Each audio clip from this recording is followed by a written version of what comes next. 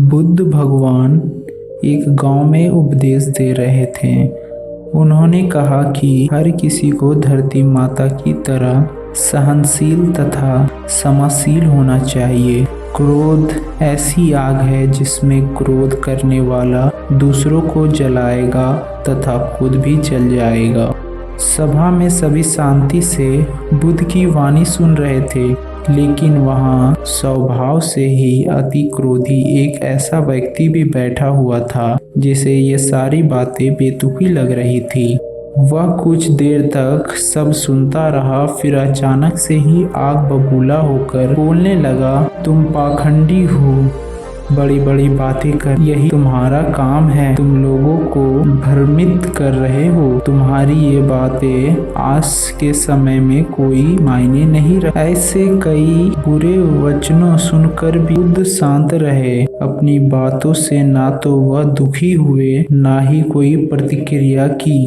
यह देखकर वह व्यक्ति और भी क्रोधित हो गया और उसने बुद्ध के मुंह पर थूक कर वहां से चला गया। अगले दिन जब उस व्यक्ति का क्रोध शांत हुआ तो उसे अपने बुरे व्यवहार के कारण पछतावे की आग में जलने लगा और वह उन्हें ढूंढते हुए उसी स्थान पर पहुंचा। पर बुद्ध कहाँ मिलते? वह तो अपने क्या आप भूल गए? मैं वही हूँ जिसने कल आपके साथ बुरा व्यवहार किया था। मैं शर्मिंदा हूँ, मैं मेरे दुष्ट आचरण की क्षमा चाहता हूँ। भगवान बुद्ध ने प्रेम पूर्वक कहा, बीता हुआ कल तो मैं वहीं छोड़कर आ गया और तुम अभी तक वहीं अटके हुए हो। तुमने अपने गलती का आभास हो गया, तुमने पश्चाताप कर लिया, तुम निर्मल हो चुके हो। अब तुम आज में प्रवेश करो।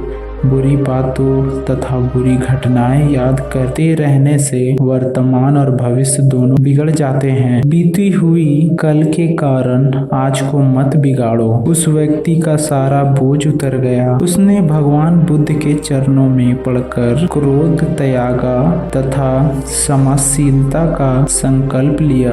बुद्ध ने मस्तिष्क पर आशीष का हाथ रखा। उस दिन से उसने परिवर्तन आ गया और उसने जीवन में सत्य, प्रेम व करुणा की धारा बहने लगी। मित्रों, बहुत बार हम भूतकाल में की गई किसी गलती के बारे में सोचकर बार बार दुखी होते हैं और खुद को कोसते हैं। हमें ऐसा कभी नहीं करना चाहिए। गलती का बोध हो जाने पर हमें उसे कभी ना दोहराने का संकल्प लेना चाहिए और एक नई ऊर्जा के साथ वर्तमान को अच्छी बनाना चाहिए।